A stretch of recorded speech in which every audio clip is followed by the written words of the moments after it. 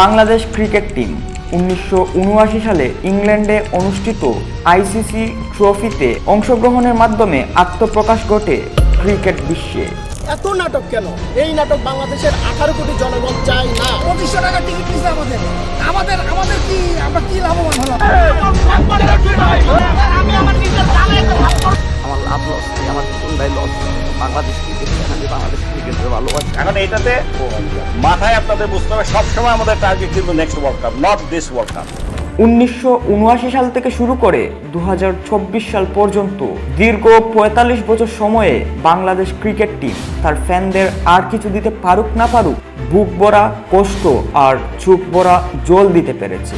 আমার দেখা বিশ্বের সবথেকে নির্লজ্জ ফ্যানরাই হলো বাংলাদেশ ক্রিকেট ফ্যান, যাদের মধ্যে আমি নিজেও একজন। একের পর এক হার যেন বাংলাদেশ ক্রিকেট টিমের নিত্যদিনের সঙ্গী। আজকে আমি বলবো বাংলাদেশ ক্রিকেট টিমের এই ভরাডুবি অবস্থার জন্য কী দায়ী। বাংলাদেশ ক্রিকেট টিমের সমস্যার কথা বলবেন তাহলে বলতে হবে পুরোটাই তো সমস্যা, এবং এতই বড় সমস্যা যার কোনো সমাধান এই 45 বছর সময়েও আসেনি।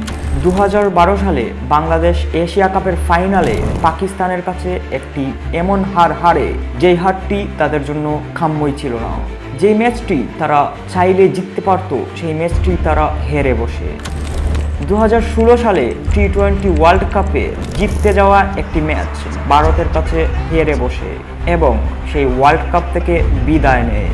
2018 সালে আবারও ভারতের কাছে নিদাহাস ট্রফির ফাইনাল ম্যাচে হেরে বসে।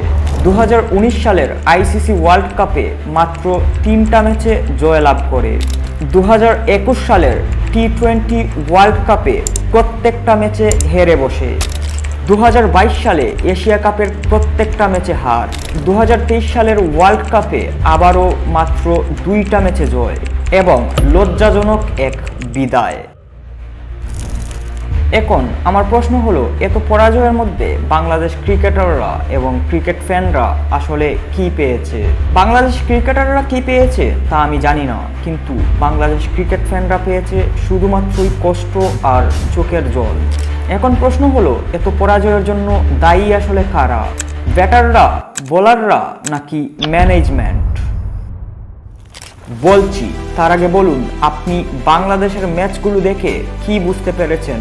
এর জন্য দায়ী আসলে কারা এবং সমস্যাটা আসলে কোথায়? যদি আপনি আমাকে এই প্রশ্নটা করেন তাহলে আমি বলবো এই প্রশ্নটা না করে বরং প্রশ্ন করুন সমস্যাটা কোন জায়গাতে নেই। সমস্যা সব কিছুতেই শুধু সমস্যা আর সমস্যা।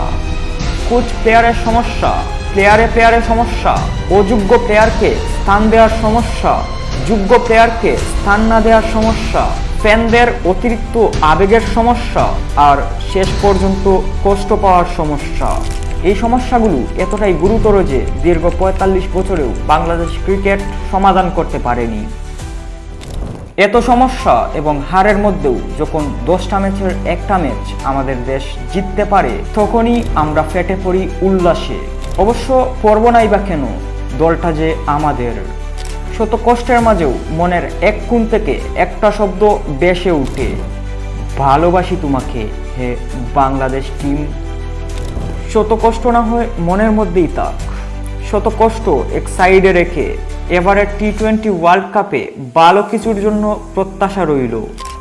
প্রত্যেকটা টাইগার ভক্ত জানে যে আপনারা তাদের আশার মধ্যে জল ডালতে একটুও দ্বিধাবোধ করেন না, আপনাদের এতটুকুও খারাপ লাগে না। দুইটা কথা মনে রাখবেন, देख नहीं जीतेगा, हमारा मर्जी है, हमारा दिस इज अवर टारगेट, नहीं जीतेगा। দুই মাথায় আপনাদের বুঝতে হবে সবসময় আমাদের টার্গেট কিন্তু next world cup, not this world cup.